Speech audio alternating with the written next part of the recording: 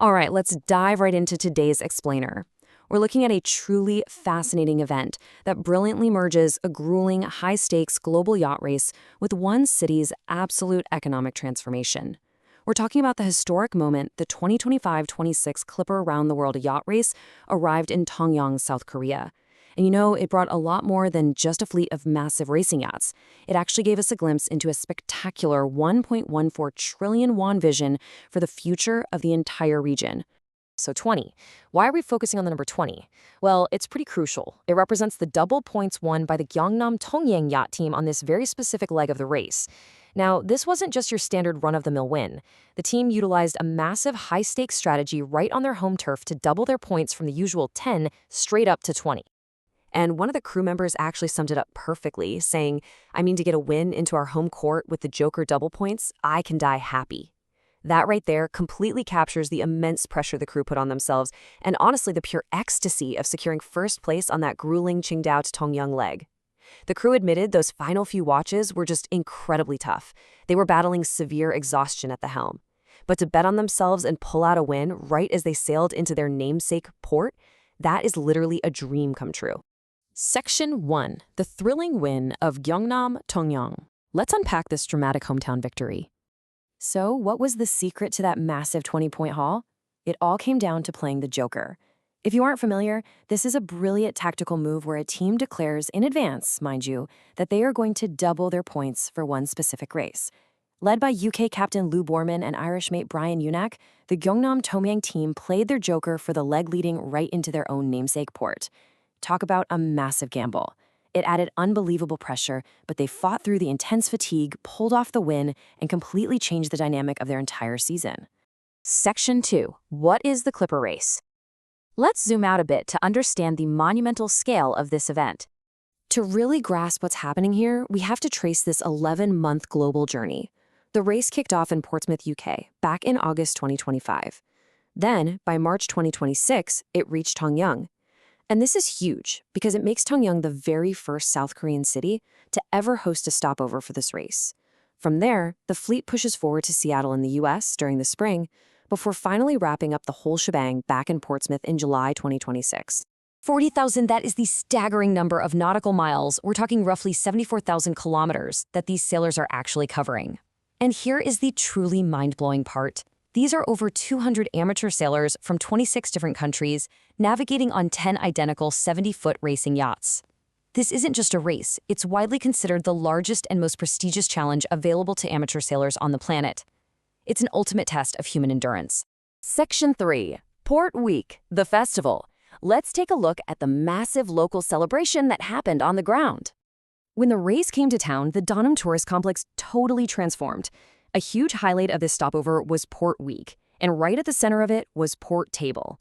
Built around the theme of taste, experience, and discover, this was this incredible global culinary event completely dedicated to showcasing Tongyeong's world-class seafood.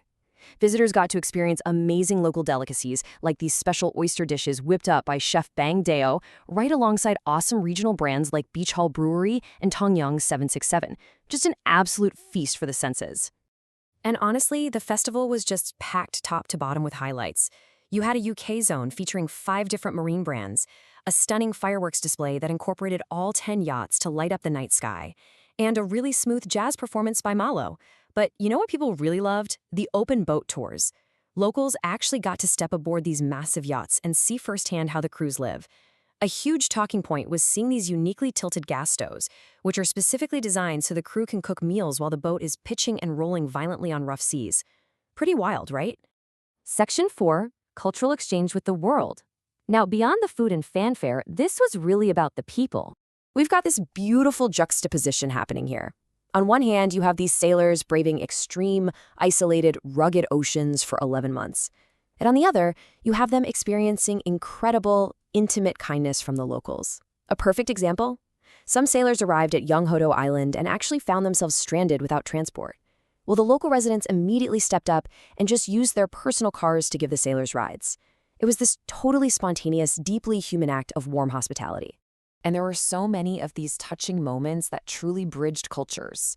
The sailors visited the famous cat school on Yeonghodo. They went fishing with locals, just laughing and communicating through smiles and gestures because, of course, there was a major language barrier. The yacht captains even visited Admiral Yu Sin-sin's Jaesingdong shrine to pay their respects and pray for a safe voyage ahead.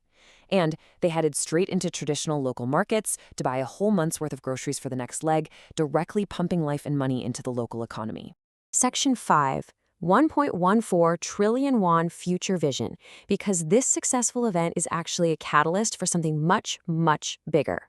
Okay, let's actually break down the massive financial commitment driving the new complex marine leisure tourism city project. Look at these numbers. We've got 100 billion won from the Ministry of Oceans and Fisheries, another 100 billion from Gyeongnam Province and Tongyeong City, and then a staggering 940 billion won investment from private enterprises like Hanwha and Kumo Resorts. Altogether, that's a total vision worth 1.14 trillion won, all aimed at turning Tongyeong into a premier global hub. Try to visualize the sheer scale of this future.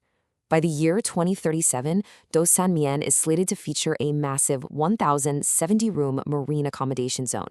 And way before that, in 2029, Gyeongnam-Tongyeong will launch a 228-room marine leisure zone. Throw in media art stages, world-class marinas, and luxury mega-resorts, and it becomes super clear. Hosting global events like the Clipper Race is permanently placing Tongyeong on the map as a dominant destination for global marine tourism. Section 6. Towards the toughest voyage. Let's head back to March 22nd, as the fleet finally prepared to leave the harbor. You can almost feel the tension building here, because after all that celebration, the crews had to leave the warm, safe hospitality of Tongyeong to face what's known simply as the Big One. This is the absolutely brutal month-long North Pacific leg stretching all the way to Seattle. It is completely notorious among sailors for being the most punishing, remote, and dangerous environment on Earth. It is the ultimate test. Which leaves us with a pretty fascinating question to wrap up today's explainer. As these incredibly brave sailors battle the unforgiving North Pacific, you really have to wonder, how dramatically will Tongyeong have transformed by the time this global race, or another one just like it, returns to Asia? The seeds for a 1.14 trillion won future have definitely been planted. Thank you so much for joining me today. I hope this gave you a great look into the awesome intersection of global sports and local transformation. Catch you next time.